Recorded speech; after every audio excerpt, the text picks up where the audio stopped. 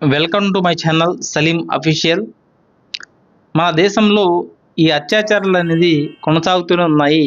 ప్రతి గంటకు నలుగురు మహిళలు అత్యాచారం గురవుతున్నారు ఎన్సీఆర్బీ రిపోర్ట్ ప్రకారంగా. తాజా వార్త ఏంటంటే స్పాట్ న్యూస్లో వచ్చింది ఇది. నర్స్ తస్లీంపై అత్యాచారం హత్య, మీడియా మౌనం. ఉత్తరాఖండ్లో 33 ఏళ్ల ముస్లిం నర్స్ తస్లీమా జహాపై జరిగిన అత్యాచారం హత్య దేశవ్యాప్తంగా తీవ్ర ఆందోళన కలిగించింది. ఈ ఘటనపై స్వల్ప స్పందన, మీడియా మౌనం మరియు సామాజిక వర్గాల నిర్లక్ష్యం ఎదుర్కోవడంతో ఆమె కుటుంబం సిబిఐ విచారణను డిమాండ్ చేసింది. తస్లీం జహాన్ కేసును కఠినంగా నిందిస్తూ ఉత్తరాఖండ్ మహిళా కాంగ్రెస్ నేతలు, సామాజిక కార్యకర్తలు నిరసనలు చేపట్టారు. నిందితుడు అరెస్టుకు పరిమితమై పోలీసు విచారణను వారు వ్యతిరేకిస్తున్నారు. ఈ కేసు కోల్కతా సంఘటనకు సమానమైనప్పటికీ ముస్లిం బాధితురాలు కనుక తగిన న్యాయం అందలేదని విమర్శకులు వెల్లుతాయి. ఒక మహిళ అత్యాచారం గురైనప్పుడు ఆమె ముస్లిం అయితే ఏంటి, హిందూ అయితే ఏంటి, క్రైస్తవులు అయితే ఏంటి, సిక్ అయితే ఏంటి, ఆమె మన భారతీయ మహిళ, భారతదేశ మహిళ. మనం చదువుకుంటాం కదా, భారతదేశం నా మాతృభూమి, భారతీయులందరూ నా సహోదరులు, నేను నా దేశాన్ని ప్రేమిస్తున్నాను. గురజార అప్పారావు గారు ఏం చెప్తారంటే, దేశం అంటే మట్టి కాదు, దేశం అంటే మనుషులు అని చెప్పి. మనం అందరం మనుషులం.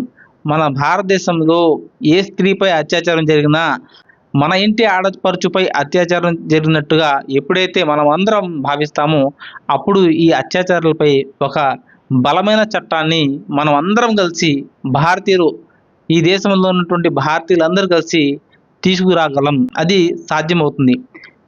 ముఖ్యంగా చెప్పే విషయం ఏంటంటే, ఆడపిల్లలను కన్నా ప్రతి తల్లిదండ్రులపై విధిగా ఉంది ఏంటంటే ఇటువంటి దారుణాలను ఆపాలి. చాలామంది నన్ను క్వశ్చన్ చేస్తున్నారు, మీరు ఏదో కొన్ని మోటివేషన్ వీడియోస్, ఇస్లామిక్ వీడియోస్ చేసుకుంటారు కదా, ఇవన్నీ మీకెందుకండి, ఈ మధ్య ఫోకస్ ఎక్కువ పెట్టారని అడిగారు. సోదరు మహాశయులారా, ఖురాన్ గ్రంథం మనకు ఆజ్ఞాపించే విషయం అంటే, మీరు సమాజంలోకి తీసుకురాబడిన ఉత్తమ సమాజం మంచిని ఆజ్ఞాపిస్తారు, చెడుని నిరోధిస్తారు.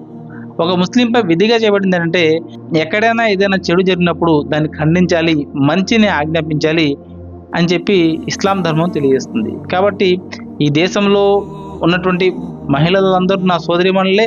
ఎక్కడ అత్యాచారం జరిగినా మనం అందరం కూడా స్పందించి ఇలాంటి కొనసాగింపు మళ్ళీ ఉండకూడదని చెప్పి మనం దీనిపైన సమిష్టిగా భారతీయులందరూ కూడా మనం పోరాటం చేద్దాం.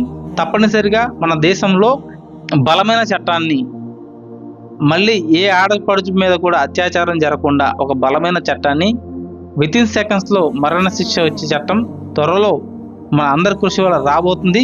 తప్పకుండా వస్తుంది. అది దేవుని చిత్తమైతే అది వచ్చి తీరుతుంది. అప్పుడు ఇటువంటి మృగాల నుంచి మన దేశ ఆడపడుచులకు రక్షణ కలుగుతుంది.